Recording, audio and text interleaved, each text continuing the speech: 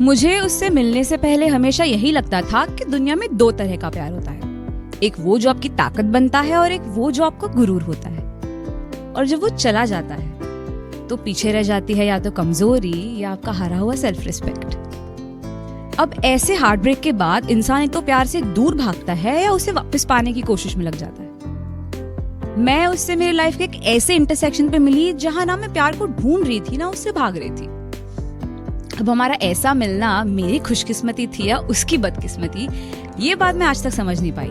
हाँ, पर इतना जरूर समझ गई हूँ कि शाम के 7:30 बजे ग्रैंड रोड से मरीन ड्राइव तक का कैब का सफर सदियों से भी लंबा होता है। ये हार्ट ब्रेक हमें पागल करे या ना करे, बॉम्बे का ट्रैफिक जरूर कर देगा। मैं उससे पहली बार मई महीने की ऐसी एक एवरेज सी गर्मी वाली शोर भरी शाम में मिली। मेरे टैक्सी वाले से लड़ते हुए, मेरे पोटेंशियल उनसे फोन पे कोऑर्डिनेट करते हुए, 1000 बार मन में गाली देते हुए, इरिटेशन और चिप से होते हुए मैं फाइनली मरीन ड्राइव के उस स्पॉट पे पहुंची जहां वो ऑलरेडी मेरा वेट कर रहा था। मैं कैब से नीचे उतरते ही मेरे सामने आके खड़ा हुआ और बोला, तुम हमेशा इतनी खूबसूरत लगती हो या सिर्फ गुस्से में? फिर क्या, मैं पिघल गई।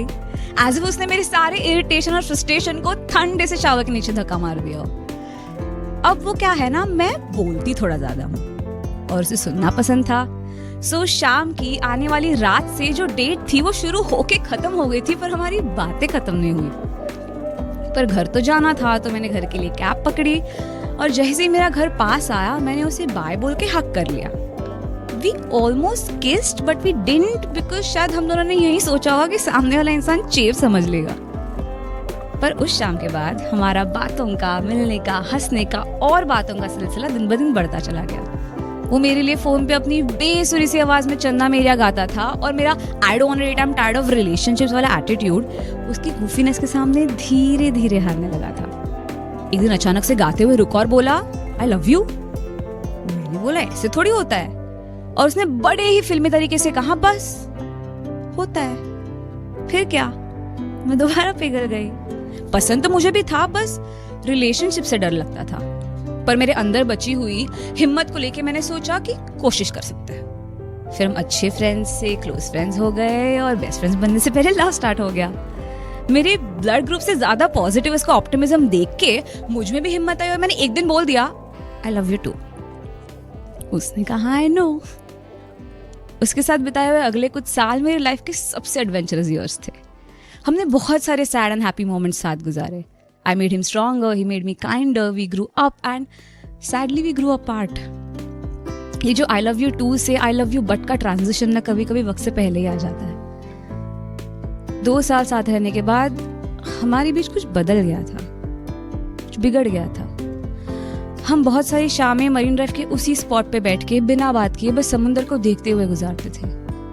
मैं हमेशा हमारी फर्स्ट डेट के बारे में सोचती थी।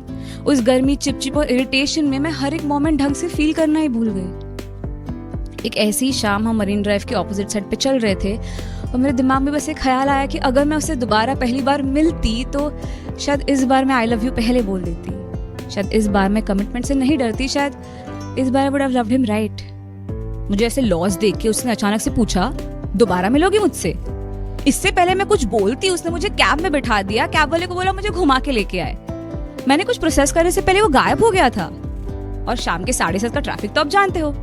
मैं दोबारा उसी गर्मी, चिप इरिटेशन से होते हुए मरीन ड्राइव के उस स्पॉट पे पहुंची जहां वो ऑलरेडी मेरा वेट कर रहा था। मुझे कैब से उतरता देख वो मेरे सामने आके खड़ा हुआ और बोला, तुम ना हमेशा ही इतनी खूबसूरत लगती थी। फिर क्या,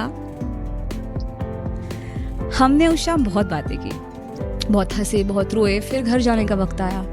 घर के लिए कैब पकड़ी। जैसे घर पास आया मैंने उसे हक करके बाय बोल दिया। बट वी डिडंट किस, क्योंकि पता था इस बार जाने नहीं दे पाएंगे।